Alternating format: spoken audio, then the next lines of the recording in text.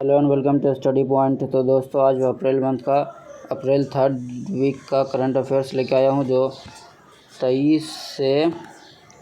15 से लेके 23 अप्रैल तक का है। इसमें करंट अफेयर्स है एक वीक का। तो चलिए शुरू करते हैं अप्रैल थर्ड वीक का करंट अफेयर्स। तो पहला क्वेश्चन हमारा, किस देश को हाल ही में वर्ष 2023 के स्ट्रीट चिल्ड्रन वर्ल्ड कप की मेज़बानी मिली है? तो किस देश को मिली है 2023 के स्ट्रीट चिल्ड्रन वर्ल्ड कप की मेज़बानी? तो ये मिली है भारत को। ऑप्शन बी भारत को स्ट्रीट चिल्ड्रन वर्ल्ड कप 2023 की मेज़बानी मिली है। यह अनूठा 10 दिवसीय टूर्नामेंट क्रिकेट वर्ल्ड कप 2023 के कुछ हफ्ते पहले खेले जाएंगे। तो ये वर्ष 2023 के कुछ हफ्ते पहले खेला जाएगा ये वर्ल्ड कप। और वैसे इस मिश्रित लिंग वाले टूर्नामेंट में 16 देश भाग लेंगे और उसमें 22 टीमें होगी। यह street child cricket world cup का दूसरा संस्करण होगा। तो ये दूसरा संस्करण होगा। नेक्स्ट क्वेश्चन नंबर 2 है, प्रतिवर्ष विश्व कला दिवस कब मनाया जाता है? तो प्रतिवर्ष विश्व कला दिवस मनाया जाता है कब? तो ये मनाया जाता है 15 अप्रैल को। ऑप्शन सी 15 अप्रैल को। तो 15 अप्रैल को दुनिया भर में विश्व कला दिवस मनाया जाता है और इस दिवस को प्रतिवर्ष 15 अप्रैल को कला को बढ़ावा देने के उद्देश्य से मनाया जाता है। नेक्स्ट क्वेश्चन नंबर 3 है। क्वेश्चन नंबर 3 हमारा, हाल ही में 15 अप्रैल 2022 को किस राज्य ने अपना 75वां स्थापना दिवस मनाया? तो किस राज्य ने मनाया अपना 75वां स्थापना दिवस? तो ये मनाया हिमाचल प्रदेश ने। ऑप्शन सी हिमाचल प्रदेश ने। तो 15 अप्रैल 2022 को हिमाचल प्रदेश ने अपना 75वां स्थापना दिवस मनाया है। इससे पहले स्वतंत्रता प्राप्ति के बाद 15 अप्रैल 1948 को हिमाचल प्रदेश अस्तित्व में आया था। नेक्स्ट क्वेश्चन नंबर 4 है हमारा, प्रतिवर्ष दुनिया भर में विश्व आवाज़ दिवस कब मनाया जाता है? तो विश्व आवाज़ दिवस 16 अप्रैल को मनाया जाता है। ऑप्शन ए 16 अप्रैल को। तो 16 अप्रैल 2022 को विश्व आवाज़ दिवस मनाया जाता है। इस दिवस को प्रतिवर्ष 16 अप्रैल को लोगों को उनकी आवाज़ के प्रति जागरूक करने के उद्देश्य से मनाया जाता है। और इस दिवस में क्या है? तो इससे पहले 1999 ईस्वी में इस दिन की शुरुआत ब्राज़ील नेशनल वॉइस डे के रूप में हुई थी, जिसे अर्जेंटीना, पुर्तगाल जैसे देशों में भी अपनाया जा रहा था। और उसके बाद क्या हुआ? इसके बाद वर्ष 2002 में American academy of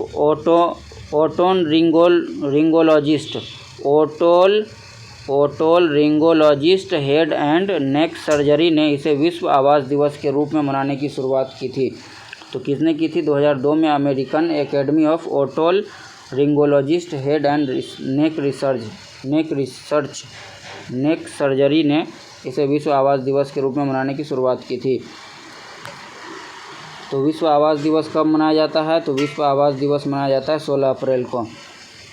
next question number 5 है, तमिलनाडु सरकार ने हाल ही में किस तारीख को प्रतिवर्ष समानता दिवस के रूप में मनाने की घोषणा की है? तो किस तारीख को मनाने की घोषणा की है? तो ये 14 अप्रैल को। ऑप्शन ए 14 अप्रैल को। नेक्स्ट क्वेश्चन 14 अप्रैल को। तो 14 अप्रैल को क्यों मनाने की घोषणा की है विश्व समानता दिवस? तो तमिलनाडु के मुख्यमंत्री जो है एम के स्टालिन ने घोषणा की है कि 14 अप्रैल को संविधान निर्माता जो डॉक्टर भीमराव अंबेडकर की जयंती को समानता दिवस के तौर पर मनाया जाएगा।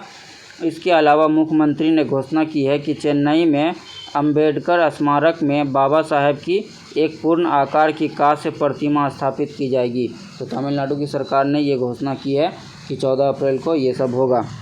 तो प्रतिवर्ष समानता दिवस 14 अप्रैल को मनाया जाएगा डॉक्टर भीमराव अंबेडकर की जयंती पर।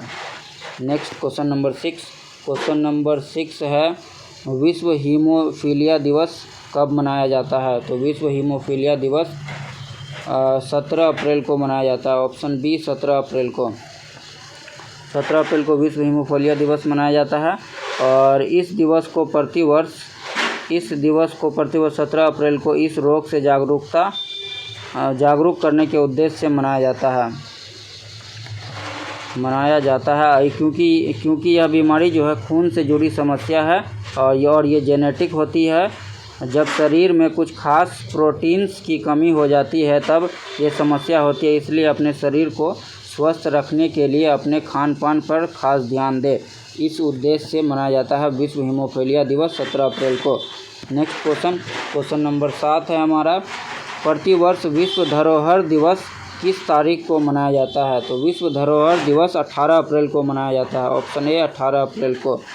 तो 18 अप्रैल को विश्व धरोहर दिवस मनाया जाता है और इस दिन दुनिया भर की पुरानी स्मारकों और ऐतिहासिक दृष्टि से महत्वपूर्ण स्थलों के लिए खास माना जाता है। 18 अप्रैल को विश्व धरोहर दिवस मनाया जाता है और इस दिन को पुरानी स्मारकों और ऐतिहासिक दृष्टि से महत्वपूर्ण स्थल के लिए खास माना जाता है। विश्व धरोहर के रूप में मान्यता प्राप्त स्थलों के महत्व को समझने के लिए, उनकी सुरक्षा के लिए, उनके संरक्षण के लिए, उसके प्रति जागरूकता फैलाने के लिए 18 अप्रैल को विश्व धरोहर दिवस मनाया जाता है। नेक्स्ट क्वेश्चन नंबर 8, हाल ही में किस शहर में रेडियो अक्ष नाम से नेत्रहीनों के लिए भारत का पहला रेडियो चैनल लॉन्च हुआ है? तो किस शहर में हुआ है? तो ये नागपुर में हुआ है। ऑप्शन डी नागपुर में। महाराष्ट्र के शहर नागपुर में नेत्रहीनों के लिए भारत का पहला रेडियो चैनल लॉन्च किया गया है। इस रेडियो चैनल का नाम रेडियो अक्ष रखा गया है। इसका उद्देश्य रेडियो के माध्यम से दृष्टिबाधित लोगों को शिक्षा, संसाधन और ऑडियो बुक तक निर्बाध पहुंच प्राप्त कराना है। यह चैनल जो है विभिन्न इंटरनेट रेडियो प्लेटफॉर्म पर मुफ्त उपलब्ध होगा। रेडियो अक्ष जो है विभिन्न इंटरनेट रेडियो प्लेटफॉर्म पर मुफ्त उपलब्ध होगा। नेक्स्ट क्वेश्चन नंबर 9 है, कौन व्यक्ति हाल ही में भारत के अगले थल सेना प्रमुख नियुक्त किए गए हैं? तो कौन व्यक्ति हैं? तो ये है मनोज पांडे।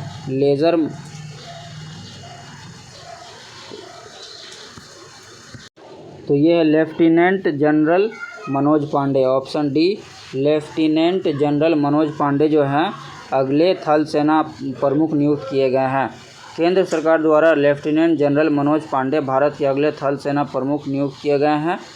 मनोज पांडे यहाँ इस पद पर जनरल एम नरवाने का स्थान लेंगे और मनोज पांडे जनरल एम नरवाने के बाद भारतीय सेना में सबसे वरिष्ठ अधिकारी हैं और वे 29वें सेनाध्यक्ष हैं। तो ये जो हैं लेफ्टिनेंट जनरल मनोज पांडे ये 29वें थल सेना अध्यक्ष हैं। नेक्स्ट क्वेश्चन नंबर 10 है, हाल ही में प्रफुल्ल कर का 83 वर्ष की उम्र में निधन हुआ। वह प्रसिद्ध थे। तो प्रसिद्ध थे किस क्षेत्र में? तो ये थे संगीतकार थे। ऑप्शन ए प्रफुल्ल कर जो थे संगीतकार थे। मशहूर गीतकार, गायक और संगीत निर्देशक जो है प्रफुल्ल कर का 83 वर्ष की उम्र में निधन हुआ। 16 फरवरी 1939 को पुरी में जन्म हुआ था इनका।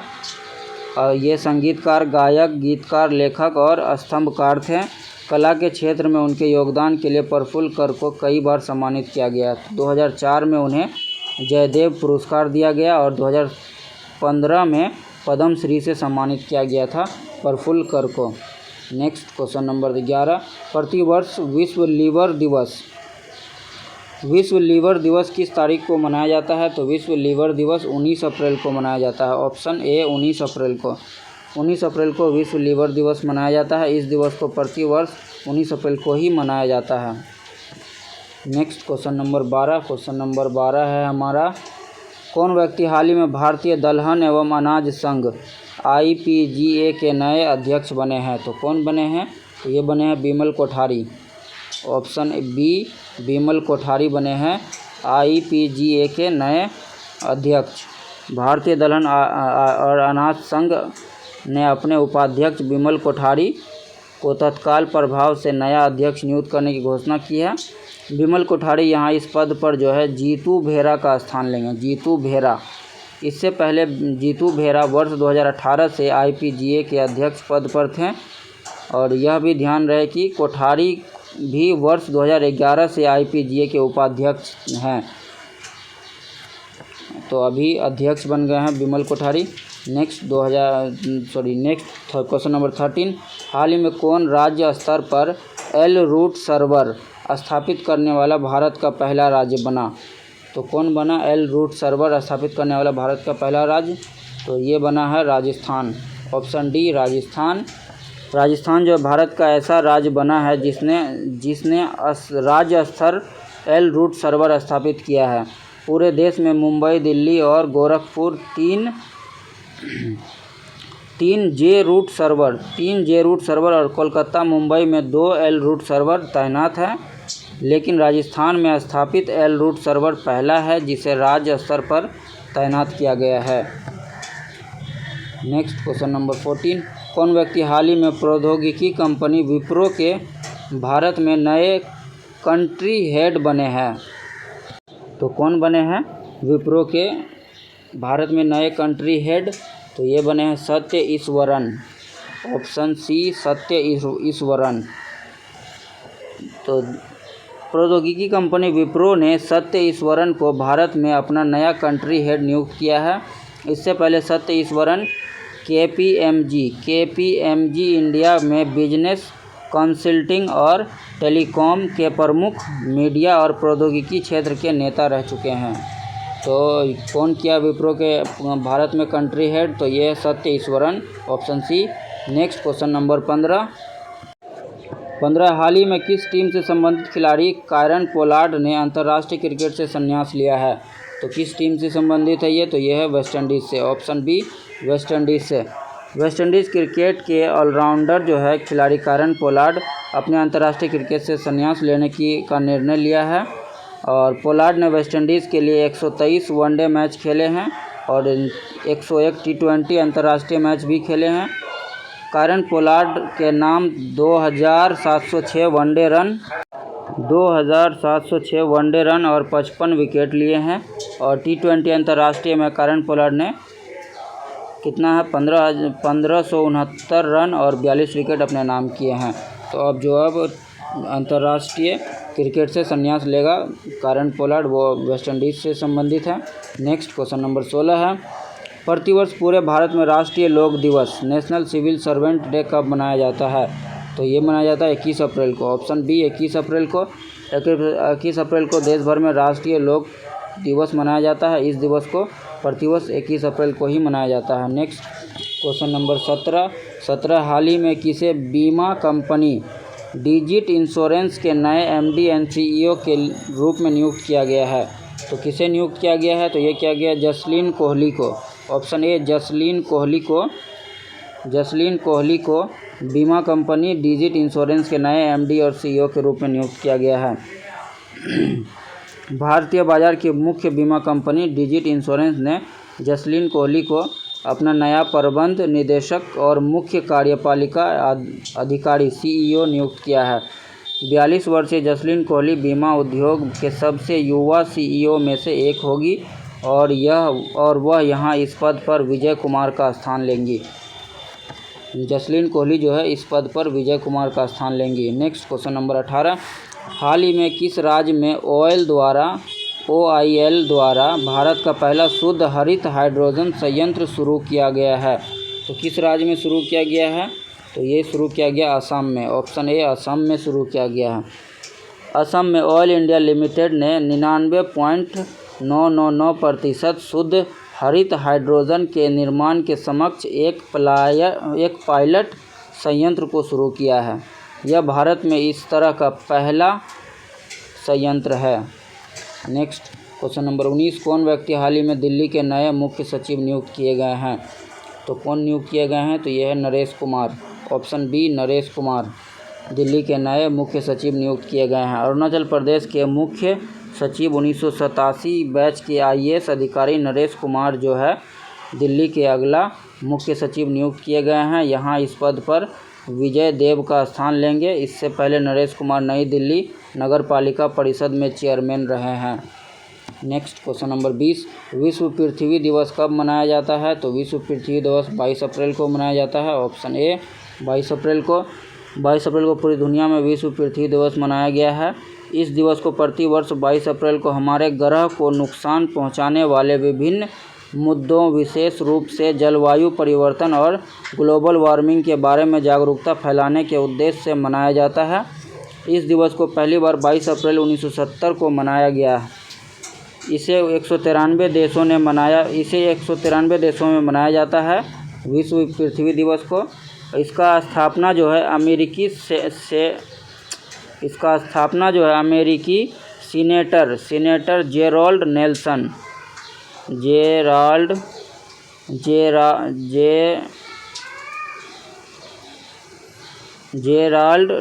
ने 1970 में एक पर्यावरण शिक्षा के रूप में की थी। नेक्स्ट क्वेश्चन नंबर 21, हाल ही में पीएम मोदी के नए प्रधान वैज्ञानिक सलाहकार के रूप में नियुक्त किया गया है। तो किसे नियुक्त किया गया है? तो ये किया गया अजय सूद को। ऑप्शन सी अजय सूद। केंद्र सरकार ने अजय सूद को सरकार का प्रधान वैज्ञानिक सलाहकार PSA नियुक्त किया है। यहाँ इस पद पर विजय राघवन का स्थान लेंगे। नेक्स्ट क्वेश्चन नंबर 22, प्रतिवर्ष दुनिया भर में विश्व पुस्तक दिवस कब मनाया जाता है? तो विश्व पुस्तक दिवस मनाया जाता है 23 अप्रैल को। ऑप्शन बी 23 अप्रैल को।